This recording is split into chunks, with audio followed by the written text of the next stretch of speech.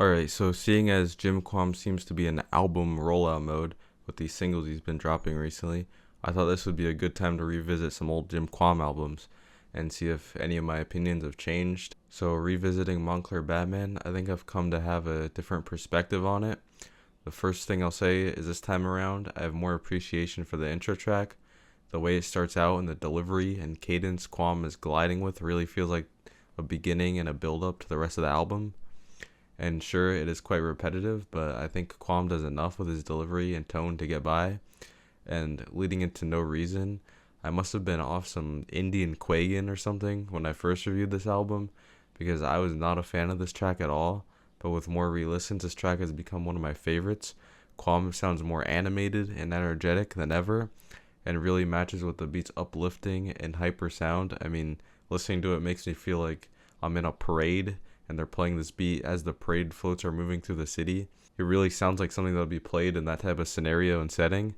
And Kwam starts off with talking about all the people he has connections with, naming who he gets codeine from, who he gets his Dracos from, and even who he gets his Grails from.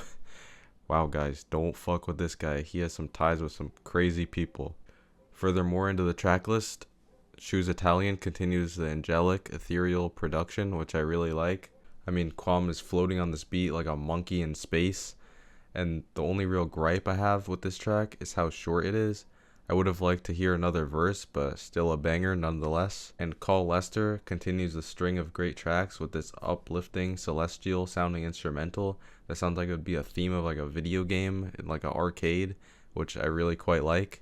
My opinion is mostly the same as before, and it certainly has one of the most catchy choruses on the album.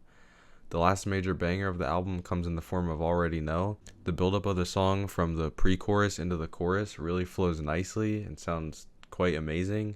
And JQ sounds really alive once again. The confidence radiating from his delivery when he's singing the chorus really sounds energetic. I already know.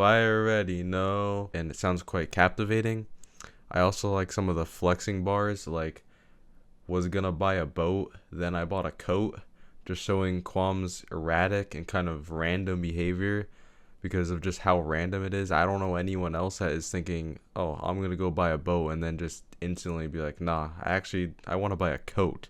And like I said about Shoes Italian, the main issue with this track is that it could benefit from a second verse or a bridge of some sort instead of just a singular verse, especially in an 8-track album where I'd like to see more quantity. And it does seem like Kwam is kind of starting to spin his wheels in place a bit, especially when it comes to some of the other lyrics. Like he says, sippin' green like the Hulk. And then later in the same song, he pretty much reuses the same bar and says, sippin' red like Elmo. I mean, what's next? Is he sippin' yellow like SpongeBob? And the constant mentions of John Queer being gay is an obvious example of the repetition again. The first real dud of the album, though, comes with GTA 4 Gay Tony. The beat is average, but Kwam really sounds uninterested and just comatose and just kind of spewing whatever nonsense he just thinks of by the sound of it. With bars like, yeah, I feel like Juice WRLD 'cause I'm emo. Yeah, I feel like Future going beast mode. But I don't feel like Mr. Beast, though. Getting money like a Mr. Beast, though. And then continuing with, yeah, I feel like Tony Soprano, but I don't feel like Anthony Fantano.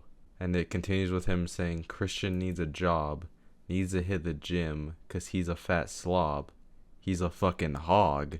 He's a fucking piece of shit. He needs to get a job. And the one to top it all off is, I think you know what I'm about to say. I think you know what I'm about to say. I think you know what I'm about to say. John Queer's Marvin Gaye.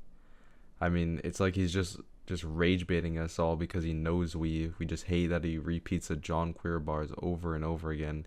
And it just sounds like he's just kind of filling space because he doesn't really know what else to talk about. In the following track, Gabagool somehow pushes the bar even lower. He continues the absurd lyrics with, I just learned that Juan's the Mexican version of John.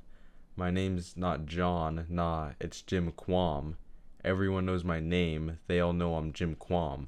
The premise of the song is him talking about eating a fucking sandwich. And other than that, he just sounds like a complete zombie throughout the whole song with his delivery and flow.